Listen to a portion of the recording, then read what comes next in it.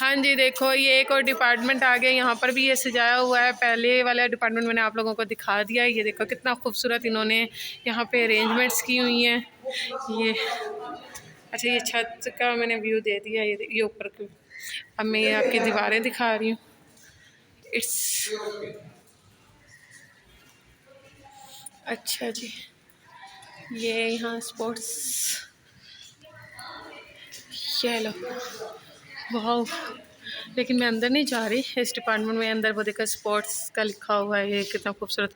अब तो खैर बच्चों ने ये गुब्बारे बलून्स वगैरह को ख़त्म कर दिए। देखो नीचे किस तरह पड़े हुए हैं। किसी ने लेने हैं तो इधर आके ले सकता है।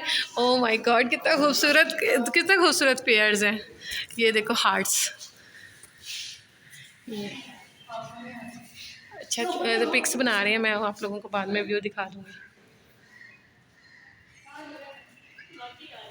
अच्छा, यहाँ पे बड़ा खूबसूरत इन्होंने डेकोरेट किया हुआ है। बड़ा अच्छा। ये देखो स्पोर्ट्स गाला ये 20 कितना खूबसूरत इन्होंने किया हुआ है। हर डिपार्टमेंट्स ने अपने अपने डेकोरेशंस की हुई है, बड़ी खूबसूरत की हुई है। आप लोग भी आएँ और इन्जॉय करें। ठीक है, थैंक यू सो मच। अपना बहुत सारा ख्याल रखिएगा। अल्लाह हाफिज़।